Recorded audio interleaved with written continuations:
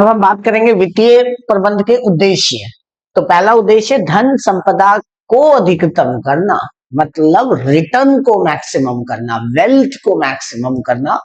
किसी भी वित्तीय प्रबंध करने वाले व्यक्ति पे ये जिम्मेदारी होती है कि जिसका भी पैसा उसने निवेश करवाया, जिस भी संस्था का, जिस भी व्यक्ति का, वो उसमें बढ़ोतरी हो, कमी ना हो। मतलब उसे इस तरह से उसके पैसों को, उसके फंड को अरेंज करना है, लगाना है, इन्वेस्ट करना है, निवेश करना है, ताकि जो उससे जो उसको लाभ हो रहा है वो अधिकतम घटे ना। ये मुख्य उद्देश्य है। हम भी कभी कहीं किसी को पैसे देते हैं तो हम क्या सोच के देते हैं कि कम हो जाएगा? नहीं, हम तो यही सोच के देते हैं, या यही उसी उद्देश्य से देते हैं कि जो हमारे पास, जो हमने पैसा आगे निवेश किया है, उसकी वैल्यू बढ़े। जैसे कि इसने एक एग्जांपल दिया हुआ है, यदि श्री एक्स एबीसी लिमिटेड के 100 अंश को खरीदता है 100 रुपए के हिसाब से, तो उसने कितने रुपए निवेश किए? 10,000। तो कुछ समय बाद अंशों के बाजार का मूल्य बढ़ जाता है, शेयर मार्केट में उसकी वैल्यू बढ़ जाती है और वो 130 रुपए का हो जाता है। तो और 130 इंटू 100 13,000 का हो जाता है। तो उसको कितने का फायदा हुआ? कितने का फायदा हुआ भाई? 10,000 और 13,000 में से 3,000। तो हर संस्था का ये उद्देश्य होता है कि जो भी उसने पैसा इन्वेस्ट किया है, निवेश किया है, वित्तीय प्रबंध के द्वारा किया गया हुआ निवेश हमेशा बढ़े, कम ना हो जाए कम वो अलग बात है, लेकिन उद्देश्य यही होता है। तो देखिए, अंशधारियों की संपदा और अंश का बाजार मूल्य 3 वित्तीय निर्णयों पर निर्भर करता है। ठीक है। अन्य उद्देश्य तरलता बनाए रखना। तरलता का मतलब होता है जो भी पैसा हमने निवेश किया है, जरूरत पड़ने पे मुझे वापस मिल रहा है और तुरंत मिल जाए। मान लो कहीं मैंने निवेश किया और जब मुझे जरूरत पड़ी और मुझे पैसा ही ना मिले, फिर फायदा क्या है ऐसे पैसों का, ऐसे निवेश का? तो तरलता बनाए रखने में सबसे मुख्य उद्देश्य क्या है? कोषों की उचित और नियमित आपूर्ति को उचित लागत पर बनाए रखना, तरलता बनाए रखना, उसको आसानी से बेचा जा सके, उसको easy to convert in cash किया जा सके। जोखिम को न्यूनतम करना, कितने क्या करना? जोखिम को न्यूनतम, रिस्क को कम करना, वेल्थ को मैक्सिमाइज करना, और तीसरा लिक्विडिटी। तो 3 मेन हमारे पास क्या मिले? उद्देश्य मिले। किसके? फाइनेंशियल इन्वेस्टमेंट में। पहला क्या बच्चे? Wealth maximisation, wealth maximisation. दूसरा था बच्चे आपका लिक्विडिटी, और तीसरा था रिड्यूसिंग रिस्क, जोखिम को कम करना। इसीलिए हम क्या करते हैं? वित्तीय प्रबंध करते हैं। चलिए अब हम बात करेंगे वित्त संबंधी निर्णय, निवेश संबंधी निर्णय और लाभांश संबंधी निर्णय। मैंने बताया था, निवेश जब हम कहीं पर भी करते हैं तो हम क्या देखते हैं? स्थायी पूंजी में निवेश करते हैं या कार्यशील पूंजी में निर्णय करते हैं। और वित्त संबंधी निर्णय में हम वित्तीय नियोजन और पूंजी ढांचे पे बात करते हैं। ठीक है। मैंने आपको बताया था कि वित्त के कितने स्रोत होते हैं? 2 तरह के स्रोत होते हैं। ऋण, मतलब जब भी हम पैसा इकट्ठा करते हैं तो हम 2 तरीके से इकट्ठा करते हैं, या तो समता अंश से या ऋण से। समता अंश में मैंने बताया था पूर्वाधिकार अंश, या समता अंश या संचित आय, ये मैंने आपको पहले ही बता दिया है ये चीजें। ठीक है।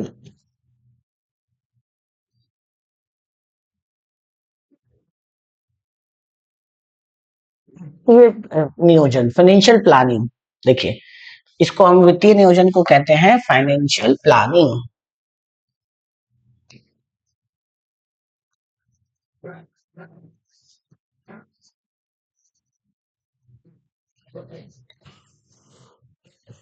देखिए, पहला, सही समय पर कोषों की आवश्यकता अनुसार उपलब्धता को सुनिश्चित करना, ताकि रोजमर्रा के खर्चे तथा स्थायी संपत्तियों की आवश्यकताओं को पूरा किया जा सके। फाइनेंशियल प्लानिंग का मतलब हुआ कि जब भी मुझे पैसों की जरूरत हो तो मेरे पास सही समय पर वो पैसे मिले। तो सबसे पहला उद्देश्य क्या है? सही समय पर कोषों की आवश्यकता के अनुसार उपलब्धता, जितनी जरूरत है उस जरूरत के अनुसार मेरे पास पैसा हो, इसी को कहते हैं फाइनेंशियल प्लानिंग। मुझे कोई चीज बनाना है, मान लो कोई फैक्ट्री में कोई प्रोडक्ट बना रहा हूँ और उसके कच्चा माल खरीदना है, रॉ मटेरियल खरीदना है, तो उसके लिए क्या चाहिए? मुझे फंड चाहिए, पैसा चाहिए। तो प्लानर हमारा जो होगा वो इस तरह से डिसाइड करेगा कि भैया जब जरूरत हो मेरे पास पैसा मिल जाए। वैसा नहीं है कि भाई कच्चा माल खरीदने के पैसा ही नहीं है, एम्प्लॉय को सैलरी देनी है, पैसा ही नहीं है, तो फिर वो बेकार है प्लानिंग करना। प्लानिंग ऐसी होनी चाहिए जिसमें सही समय पर सही मात्रा में धन है। दूसरा यह देखना कि फर्म संसाधनों में वृद्धि ना करे। यदि कोष अधिक मात्रा में उपलब्ध होंगे तो उनमें से कुछ अनुपयुक्त रहेंगे, जिससे कोषों की लागत बढ़ जाएगी। एक्स्ट्रा पैसा नहीं रखना है। बच्चे देखो, जब भी हम किसी भी संस्था में पैसा निवेश करते तो कहीं से लेकर ही करते हैं ज्यादातर, ठीक है? तो हमें उतना ही पैसा बाजार से लेना है या लोगों से लेना है, या अंश के रूप में चाहे ऋण के रूप में, जितनी हमें आवश्यकता है। आवश्यकता से ज्यादा अगर हमने पैसा ले लिया तो उस पैसों का तो सबसे पहली बात क्या मिस यूज होगा, गलत तरीके से लोग इस्तेमाल करेंगे, और दूसरा वो हमारी लागत बढ़ा देगा। ऋण के बदले ब्याज भी तो देना है, तो ऋण उतना ही लो जितनी आपकी को जरूरत हो, या पैसा उतना ही रखो अपने पास जितनी आपको जरूरत है। एक्स्ट्रा पैसा मत रखो, एक्स्ट्रा पैसा रखने से लागत बढ़ जाएगी। अगला कहते हैं वित्तीय नियोजन नियंत्रण का आधार। प्रबंध यह सुनिश्चित करने का प्रयास करता है। कौन से प्रबंध? वित्तीय प्रबंध ये सुनिश्चित करने का प्रयास करता है कि कोषों का उपयोग वित्तीय योजनाओं के अनुरूप हो। जैसी आपकी प्लानिंग है उसी हिसाब से आप फंड या आपका कोष इस्तेमाल हो। अतः यह वित्तीय नियंत्रण का आधार होता है। देखो बच्चे, अगर वित्तीय प्रबंधन के कोषों पे निगरानी ना रखे, उस पर नियंत्रण ना रखे, तो आपके पैसों का मिस यूज होगा। रॉ मटेरियल की वेस्टेज होगी, आपके एम्प्लॉयज की ज्यादा होगी, तो सैलरी आपको ज्यादा पे करना पड़ेगा। तो इन चीजों पे ध्यान देना है कि जो आपके खर्चे हैं वो ज्यादा ना बढ़े। ये कौन ध्यान देता है? वित्तीय प्रबंध। वित्तीय नियोजन कोषों में अंतः प्रवाह और बहिर्गमन के बीच एक संतुलन स्थापित करने का प्रयास करता है। मतलब इनफ्लो और आउटफ्लो। बच्चे, बहिर्गमन और प्रवाह, प्रवाह का मतलब होता है पैसा कितना आ रहा है, और बहिर्गमन का मतलब होता है आउटफ्लो, कितना पैसा जा रहा है। तो वित्तीय नियोजन कोषों में क्या करता है? इनफ्लो और आउटफ्लो के बीच में इक्विलिब्रियम बना के रखता है, संतुलन, बैलेंस बना के रखता है, ताकि ना तो आपके पास कभी पैसा की कमी पड़े और ना ही जरूरत से ज्यादा पैसा रहे। ज्यादा पैसा भी रहेगा तो दिक्कत है, कम पैसा रहेगा तो भी दिक्कत है। अब आता है बच्चे वित्तीय नियोजन का महत्व। तो हमने क्या क्या पढ़ दिया? पहले पढ़ा वित्तीय नियोजन के उद्देश्य, ऑब्जेक्टिव। अब हम पढ़ेंगे इसके क्या महत्व, इंपॉर्टेंस। इसका प्रयत्न यह होता है कि यह पहले से ही बता दिया जाए कि भविष्य में विभिन्न व्यवसायिक परिस्थितियों में क्या घटित हो सकता है, कितने पैसों की आवश्यकता है आपको। ये कौन बताता है? वित्तीय प्रबंध। तो वित्तीय प्रबंध आपको भविष्य में होने वाले आपके पास जो भी फंड की रिक्वायरमेंट्स है उसको पहले बता देता है, पहले क्लियर कर देता है, जिससे आपको दिक्कत ना हो। एट ए टाइम अगर आपको पता चलेगा कि इतना फंड चाहिए तो फिर कैसे अरेंज करोगे, तो इसमें आपकी मदद करता है। व्यवसायिक आकस्मिक परेशानी तथा विषयों से बचने में सहायता एंड भविष्य निर्माण में भी सहायक होता है। अचानक से होने वाली अनसर्टेनिटी, मान लो वही ऐसे खर्चे होते हैं जो अचानक से होते हैं, उनमें आपको उनसे बाहर निकलने में मदद करता है। भाई आप प्लानिंग करके रखोगे, पैसों को अरेंज करके रखोगे, कुछ मान लो इमरजेंसी में किसी जगह फंड की भी जरूरत पड़ेगी तो आप उसको मैनेज कर लोगे, क्योंकि आपके पास ऑलरेडी पैसा है। लेकिन अगर नहीं हो, पैसा एक्स्ट्रा है, तो आपको दिक्कतों का सामना करना पड़ेगा। यह निवेश तथा वित्तीय निर्णयों में अनवरत लगातार संपर्क स्थापित करता है। जो भी निर्णय है फाइनेंशियल और इन्वेस्टमेंट डिसीजन, उनमें क्या करता है? कोऑर्डिनेशन करता है। मेरी बात को ध्यान से सुनिए। आज मेरी ऑर्गेनाइजेशन के पास बहुत पैसा है, ठीक है, मान लो कि 10 CR है, और मैंने वो सारा पैसा कहीं इन्वेस्ट कर दिया, और अचानक से मुझे 15 दिन बाद, 20 दिन बाद अब पैसों की जरूरत पड़ी। तो ये मेरा बहुत बैड प्लानिंग है भाई। मेरे पास जब पैसा एक्स्ट्रा था तो मुझे उसमें से कुछ बचा के रखना चाहिए था खुद की जरूरतों के लिए, बट मैंने क्या किया, अपना सारा पैसा कहीं निवेश कर दिया कि मुझे उनसे फायदा हो सके, ब्याज मिल सके। अब खुद को जब जरूरत पड़ रही है तो फिर मांगते फिर रहे लोगों से, तो ये आपके लिए खतरनाक है। तो इसको मैनेज करता है, इसको बताता है कि भविष्य में आपको कब जरूरत पड़ सकती है पैसों की, और अभी जो आप निवेश कर रहे हो उसको पूरा ना निवेश करके उसमें से कुछ बचा के रखो, ताकि भविष्य में जो जरूरतें पूरी होने वाली है उसको आप पूरा कर सको। यह वर्तमान को भविष्य से जोड़ने का प्रयत्न करता है, बिल्कुल। भविष्य में होने वाली खर्चे, भविष्य में होने वाले निवेश, और जो भी आपको आने वाली अपॉर्चुनिटी है उसके बारे में बताता है। विभिन्न व्यावसायिक कार्यों में सामंजस्य स्थापित करने में सहायक होता है। उदाहरण, उत्पादन और विक्रय कार्यों में स्पष्ट नीति निर्धारित करके सहायता करना, ये छोड़िए। अब अगला आता है बच्चे पूंजी ढांचा। इसको हम कहते हैं capital structure. It's very important topic. देखिए, कैपिटल स्ट्रक्चर का मतलब हुआ कि जब आप पैसा कहीं से इकट्ठा करने जाते हो, लेने चाहते हो, जब आपको आवश्यकता है पैसों की, तो उस पूंजी के लिए आप किन किन चीजों से पैसा इकट्ठा कर सकते हो, किन किन तरीकों से पैसा इकट्ठा कर सकते हो, और किन तरीकों से पैसा इकट्ठा करने में तुम्हें लागत कम आएगी और जोखिम कम होगा, इन चीजों के बारे में हम इन टॉपिक में पढ़ेंगे। क्या कहता है, पूंजी ढांचा। मेरी बात को ध्यान सुनना। अगर मेरे पास अगर 10 करोड़ की कैपिटल की रिक्वायरमेंट है, 10 करोड़ रुपए मुझे कैपिटल के तौर पे बिजनेस में चाहिए, तो उसमें से कितना पैसा मैं अंश से लूं, अंश के रूप में शेयर की फॉर्म में लूं, कितना पैसा मैं डिवेंचर की फॉर्म में लूं, ऋण की फॉर्म में लूं, और कितना मैं बैंक लोन लूं। इन तीनों में से कितना कितना इकट्ठा करूं कि मेरी लागत कम से कम हो और जोखिम भी कम से कम हो। लागत, जब मैं किसी से पैसा ले रहा हूं तो उसको मुझे ब्याज देना पड़ता है, तो कितना ब्याज देना पड़े, मैं ऐसे लोगों को ढूंढूंगा जो मुझे कम ब्याज पे पैसा दे। मैं ऐसे बैंक से लोन लेने का प्रेफर करूंगा जो मुझे कम ब्याज पे लोन दे। ठीक है, शेयर का लागत कम नहीं होता, इक्विटी शेयर या अंश का जो लागत होता है वो अधिकतम होता है।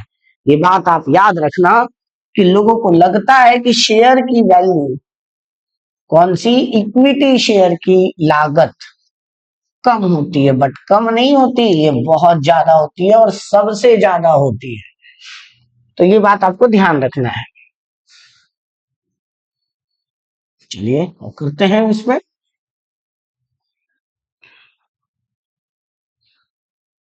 पहले कौन कौन से कारक है,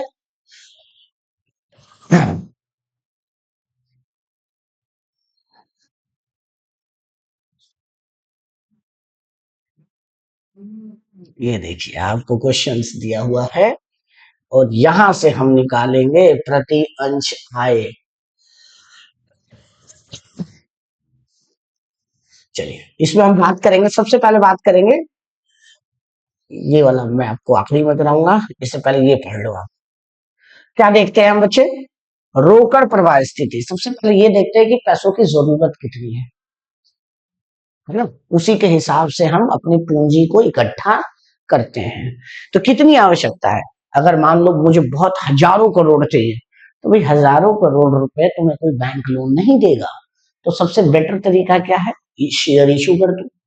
ठीक है ना, आपको अपनी ऑर्गेनाइजेशन में कम पैसा चाहिए, मान लो 2 लाख रुपए चाहिए, अब 2 लाख रुपए के लिए कोई शेयर इशू थोड़ी ना करेगा, तो कम पैसों की जरूरत है तो शेयर पे हम नहीं जाएंगे, शेयर वाला ऑप्शन ही छोड़ देंगे, हम बैंक लोन पे जाएंगे।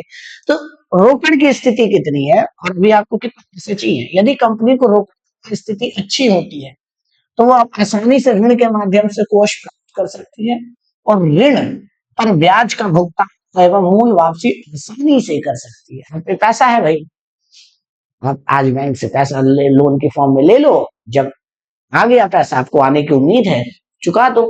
अब आप पे पैसा ही नहीं है अकाउंट, तो बैंक को कैसे चुकाओगे ईएमआई, कैसे चुकाओगे ब्याज, तो सबसे आसान तरीका है अंश से पैसा लो। ब्याज, यह दर्शाया कि ब्याज तथा कर काटने से पूर्व लाभ की मात्रा ब्याज से कितना गुना अधिक है। यदि अधिक होने पर कंपनी ऋण के माध्यम से वित्त प्राप्त कर सकती है। ब्याज काटने के बाद भी तुम्हें प्रॉफिट बच रहा है तो आप लो, ऋण से लो, ब्याज दो। लेकिन प्रॉफिट हो रहा है 10 लाख और ब्याज देना पड़ रहा है आपको 11 लाख, क्यों लोगे भाई ऋण से? मत लो ऋण से, शेयर से पैसा लो। प्रॉफिट के अनुपात में, लाभ के अनुपात में ब्याज कम होना चाहिए। अगर लाभ कम है, ब्याज ज्यादा है, तो भाई ऋण से मत लो पैसा, फिर किसी और तरीके से लो पैसा। निवेश पर आए, जो भी पैसा तुम ले रहे हो अपने बिजनेस में इन्वेस्ट करोगे और इन्वेस्ट करने के बाद उससे रिटर्न कितना मिलेगा वो हमेशा ब्याज की दर से ज्यादा होना चाहिए। मान लो कि मैं कहीं से 1 करोड़ रुपए अपने बिजनेस में इन्वेस्ट करता हूं और उस पर ब्याज देता हूं 10% रुपए एनुअली, तो क्या मेरा प्रॉफिट 10% से ज्यादा बढ़ेगा कि नहीं बढ़ेगा? पता चला प्रॉफिट बढ़ा 5% और ब्याज देना पड़ रहा है 10%। मत लो, ये बेकार डिसीजन है। क्यों डिसीजन बेकार है? क्योंकि आपकी इंटरेस्ट ज्यादा जा रही है रिटर्न के कंपैरिजन में।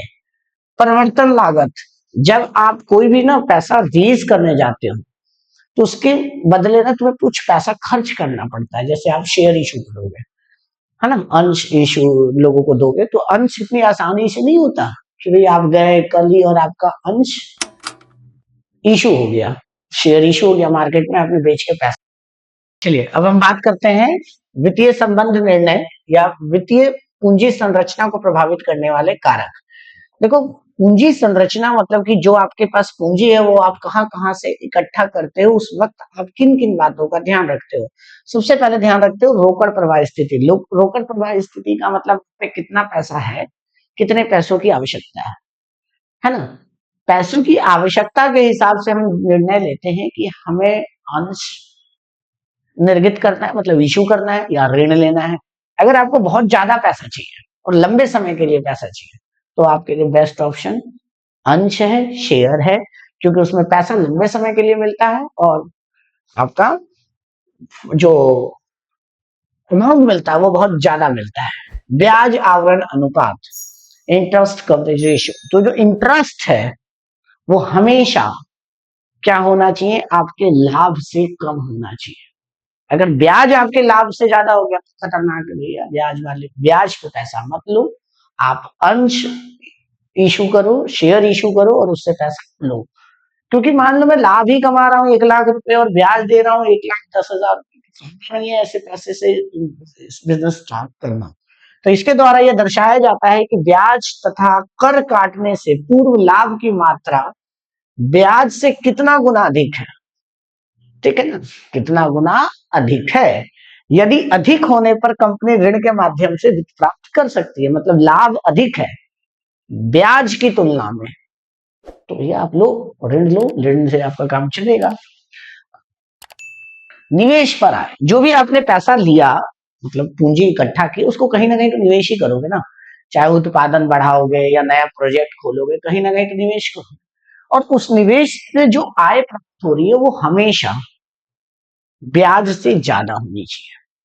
मैंने क्या कहा, निवेश से जो आय प्राप्त हो रही है, जो भी हमने पैसा इन्वेस्ट किया, चाहे वो बिजनेस में किया हो या कोई नया प्रोजेक्ट स्टार्ट किया हो, उससे जो हमें आय मिल रही है वो हमेशा ज्यादा होनी चाहिए। किससे? ब्याज से। अगर ऐसा है तो आप ऋण पे पैसा लेके, ब्याज पे पैसा लेके स्टार्ट कर सकते हो बिजनेस। परिवर्तन लागत का मतलब होता है बच्चे कि कोई भी पूंजी इकट्ठा करने से पहले आपको जो पैसा खर्च करना पड़ता है, कई तरीके के से आपको पैसा खर्च करना पड़ता है। उसकी कानूनी सलाह लेने के लिए, रजिस्ट्रेशन कराने के लिए, या आप नॉर्मल देखो लोन पे जाते हो ना, तो लोन लेने के लिए वो क्या करते हैं, एप्लीकेशन फीस के नाम पे 3% 4% आपके लोन के अमाउंट का काट लेते हैं। उसी को कहते हैं फ्लोटिंग चार्ज या प्रवर्तन लागत। तो वो लागत कम हो। अब ऐसा ना हो 1 लाख का लोन ले रहे हैं, 20,000 रुपया हमारे लोन का चार्ज ही कट गया, फायदा नहीं है ऐसा लोन लेने से। पैसा जब आप कहीं से रेज करते हो तो जो उस पर लागत आ रही है, उस लागत में निर्गत लागतों का भी, प्रवर्तन लागत का भी बहुत बड़ा हाथ होता है, वो कम होना चाहिए, जल्दी होना चाहिए। आप ऋण उपलब्ध आपको जल्दी से जल्दी भी हो और दूसरा उसकी लागत भी कम से कम हो। और एक लागत तो ब्याज वाली है, दूसरी लागत परिवर्तन लागत है, ये भी कम होना चाहिए। नियंत्रण, यदि आपका उद्देश्य ये है कि कंपनी पे, संस्था पे आपका नियंत्रण बना रहे, आप किसी और को नियंत्रण नहीं देना चाहते, तो भाई कभी भी अंश और खास करके क्षमता अंश तो बिल्कुल भी इशू मत करो, क्योंकि क्षमता अंश वाले पे क्या हो जाएगा, वोट देने का अधिकार, और वोट देने के अधिकार की वजह से वो आपके संस्था पे नियंत्रण करना शुरू कर देगा। ठीक है। कर का दर, बच्चे टैक्स रेट, देखो ब्याज पे ना टैक्स की छूट मिलती है। शेयर्स इशू करके जब आप पैसा लेते हो ना, तो उस पर टैक्स की छूट नहीं मिलती। तो टैक्स के हिसाब से भी आपको कंपेयर करना पड़ता है कि आपको शेयर से पैसा लेना चाहिए या डिवेंचर से पैसा लेना चाहिए। मैं भी आपको एग्जांपल दूंगा। लागत, लागत मतलब ब्याज। मैंने आपको बताया था कि अंश की लागत सबसे ज्यादा होती है, और खास करके क्षमता अंश की, और ऋण की लागत उसकी तुलना में कम होती है। अगर लागत के हिसाब से भी आपको देखना है कि किसकी लागत ज्यादा है और किसकी कम, कम वाले की तरफ आप जाओगे। जोखिम, किसमें जोखिम ज्यादा है, ठीक है ना। वित्तीय अवस्था की अवधि, कितने समय के लिए आपको ऋण मिल रहा है, लंबे समय के लिए मिल रहा है कि शॉर्ट टर्म के लिए। अगर आपको लंबे समय के लिए चाहिए, 20 साल, 25 साल, 50 साल के लिए चाहिए, तो भैया अंश ज्यादा अच्छा है। कम समय के लिए चाहिए तो ऋण ले लो। लचीलापन, फ्लेक्सिबिलिटी, जब चाहे तब आप क्या उसको चेंज कर सकते हो, बंद कर सकते हो। ऋण आज जरूरत है ले लिया, कल पैसा आया मैंने लौटा दिया। तो अगर इससे आपका लचीलापन है तो आप वहां से पैसा जब चाहे तब आप उसमें बंद कर सकते हो, चेंज कर सकते हो। और नियामक ढांचे ये इतना कुछ खास नहीं है। मैं अब आपको शेयर बाजार की दशाएं, मार्केट में जब आप शेयर इशू करते हो या ऋण लेते हो ना, तो मार्केट कैसा है। कई बार हम शेयर इशू तो कर देते हैं जो जोश में, हमारा शेयर ही नहीं बिकता, या बिकता है तो बहुत कम रेट पे बिकता है। तो ये भी एक बहुत बड़ा पैरामीटर्स है जिसके बेसिस पे हम डिसाइड करते हैं कि हमें शेयर इशू करना चाहिए कि नहीं, और इशू करके पूंजी इकट्ठा करना चाहिए कि नहीं करना चाहिए। ठीक है, तो ये बड़ा इंपॉर्टेंट है। अब मैं आपको एक इसमें एग्जाम्पल समझाता हूँ, ईवीआईटी ईपीएस एनालिसिस, जो इसने ये दिया हुआ एग्जाम्पल ये रहा।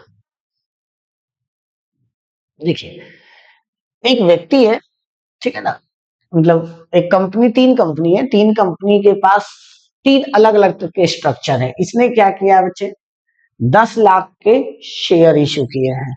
इसने 5 लाख का शेयर इशू किया है और 5 लाख का ऋण लिया है।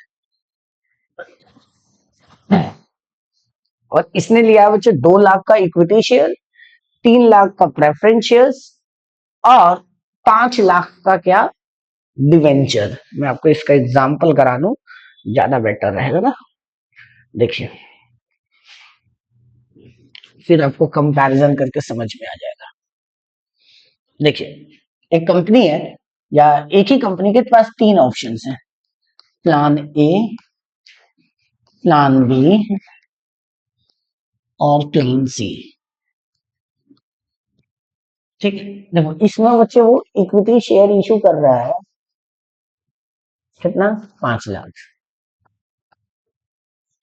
प्रेफरेंस शेयर्स 10%, मतलब 10% उसको डिविडेंड मिलेगा, 0, है ना। और ये जो है प्रेफरेंस शेयर्स, ये भी 0, ये भी 0। और ये बच्चे 2 लाख रुपए इक्विटी, 3 लाख प्रेफरेंस, और 10% डिवेंचर, 10% डिवेंचर, ये 0। ये पूरा का पूरा 5 लाख रुपए डिवेंचर से इशू करना है इस प्लान में। और इस प्लान में उसका मान लो 0। तीनों में से मुझे कौन सा ऑप्शन ऑप्ट करना चाहिए, ये देखना है, राइट। एक फॉर्मेट होता है इसका, फॉर्मेट ध्यान रखना। सबसे पहला होता है ईवीआईटी। ईवीआईटी को कहते हैं अर्निंग बिफोर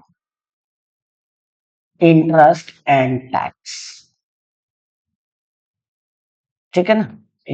उसमें से माइनस करते हैं इंटरेस्ट, तो आ जाता है अर्निंग बिफोर टैक्स। फिर माइनस कर देते हैं टैक्स, तो आ जाता है आपका earning after tax. Earning after tax में से माइनस करते हैं डिविडेंड। कौन सा डिविडेंड? प्रेफरेंस शेयर होल्डर का डिविडेंड। तो आ जाता है earning available for equity share holder. Equity share holder, और फिर इसको डिवाइड कर देते हैं शेयर होल्डर से, ईपीएस आ जाता है। ये आता है earning available for equity share holder upon में नंबर ऑफ इक्विटी शेयर्स। तो इसको कहते हैं ईपीएस। बच्चे कई बार ये न्यूमेरिकल आता है 5 नंबर का, तो ध्यान रखना ये न्यूमेरिकल किस तरह से आएगा। क्या फॉर्मेट है? ईबीआईटी होता है बच्चे नॉर्मल प्रॉफिट, उसमें से ब्याज घटा दो, तो आ जाएगा earning before tax. Earning before tax, फिर आ जाएगा बच्चे टैक्स माइनस कर लो, तो आ जाता है अर्निंग आफ्टर टैक्स। उसमें से प्रेफरेंस शेयर होल्डर का डिविडेंड माइनस कर दो, तो आ जाता है इक्विटी शेयर होल्डर के लिए जो पैसा आपके पास बचा है, और फिर उसको डिवाइड कर दो किससे? शेयर होल्डर्स की संख्या से, तो आपके पास आ जाएगा ईपीएस। ईपीएस जिसका ज्यादा होता है वो ऑप्ट करते हैं, और जिसका ईपीएस कम करता है उसको हम नहीं ऑप्ट करते। तो चलिए एक क्वेश्चन में करा देता हूँ इसका अच्छा सा। देखिए मैं थोड़ा सा और अच्छा बनाता हूँ इसको, क्वेश्चंस को।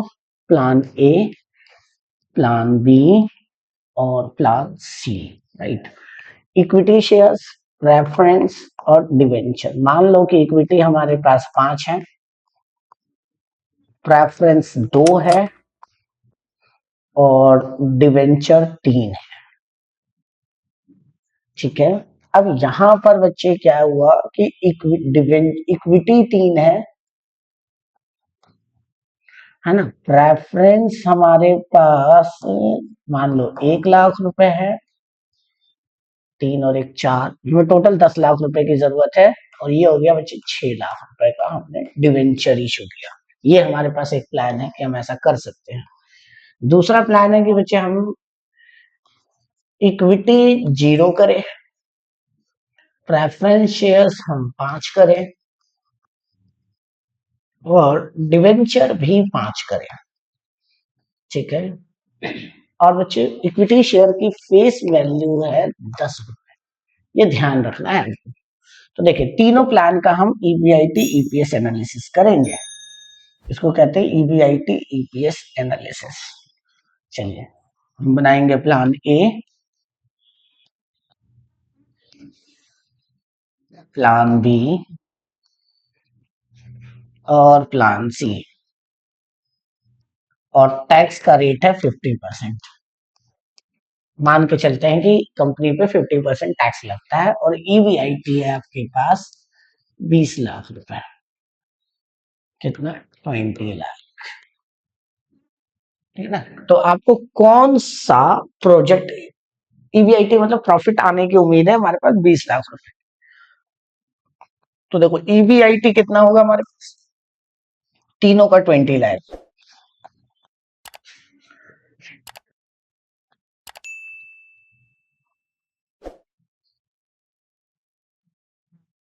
ठीक है। इसमें से फिर हम क्या माइनस करेंगे? इंटरेस्ट। ये भी बच्चे 10% है और ये भी 10% है, ये याद है। तो वही देखो इसमें हमने कितना रेज किया है? 3 लाख, तो 3 लाख का 10% कितना होगा? 30,000। इसमें हमने डिवेंचर कितना इशू किया?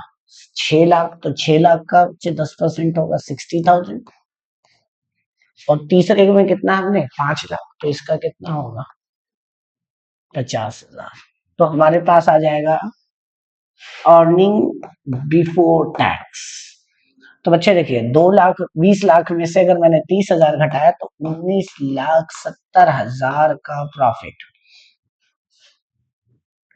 इसमें से बच्चे 2,00,000 में से 60,000 घटाया तो 19,40,000 का प्रॉफिट। और 20,00,000 में से 50,000 घटाया तो 19,50,000 का प्रॉफिट। फिर माइनस करेंगे हम इसमें से क्या, इंटरेस्ट के बाद टैक्स। टैक्स कितना है बच्चे हमारे पास 50%, इस पूरे का 50%। तो 197 4 बार 0/2, 2 से काटो, 2 9 जा 18, 2 8 जा 16, 2 9 जा 18, 2 8 जा 16, 2 5 जा 10, कितना 9,85,000। और इसका कितना आ जाएगा बच्चे, 2 से काटेंगे तो 2 9 जा 18, 2 7 जा 14, 9,70,000। और इसका करेंगे तो 2 9 जा 18, 2 7 जा 14। ठीक है, अब हम क्या करेंगे, इसमें वो सब्ट्रैक्ट कर देंगे। सब्ट्रैक्ट करके यही आएगा, ये कहलाएगा अर्निंग आफ्टर टैक्स। क्या कहलाएगा, अर्निंग आफ्टर टैक्स। तो अर्निंग आफ्टर टैक्स कितना होगा, ये हो जाएगा 9,85,000,9,740।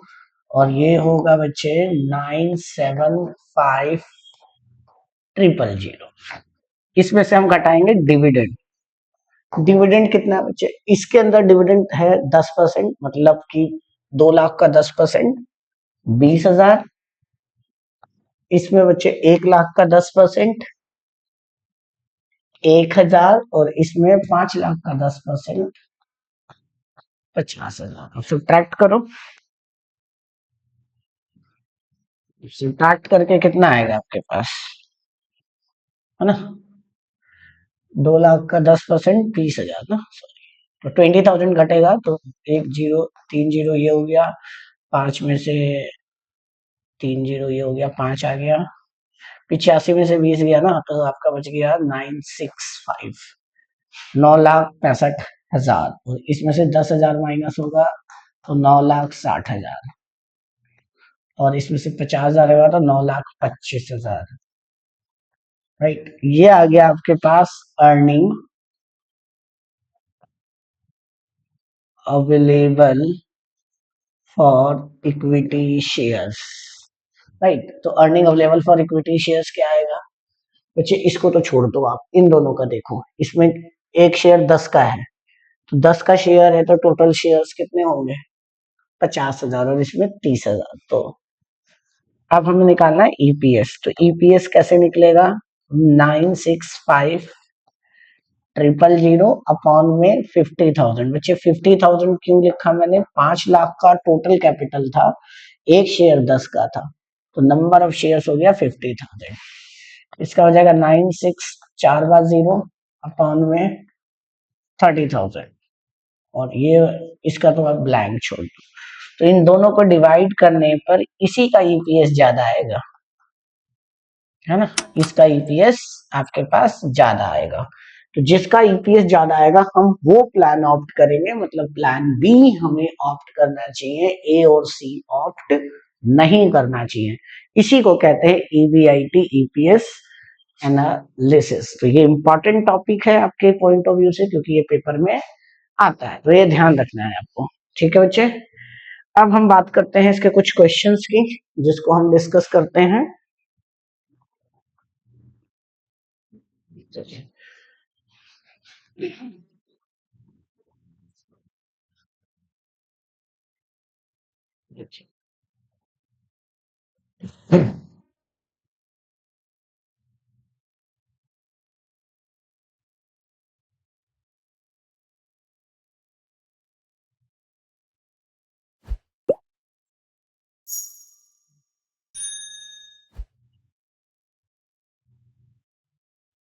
और हम इसके बाद करेंगे अगला चैप्टर, जिसमें हम बात करेंगे स्थिर पूंजी और कार्यशील पूंजी वाला चैप्टर, जिसके अंदर हम बात करेंगे कि कार्य निवेश में जब हम इन्वेस्ट करते हैं तो स्थायी पूंजी में करें या कार्यशील पूंजी में करें। ठीक है, तो अगली वीडियो में हम बात करेंगे कार्यशील और स्थिर पूंजी के बारे में। और भी आपको किसी टॉपिक पर वीडियो बनवाना है तो मैंने आपको पहले ही बताया था, कमेंट कर सकते हैं या व्हाट्सअप कर सकते हैं 8587931817 पे। ये हमारा एकेडमी का व्हाट्सअप है जिसपे आप हमसे वीडियोस, टॉपिक्स, डिटेल एक्सप्लेनेशन कुछ भी चाहते हैं तो आपको यहाँ पर मिल जाएगा। तो आप व्हाट्सअप करें, चैनल्स को लाइक और सब्सक्राइब करें। Thank you.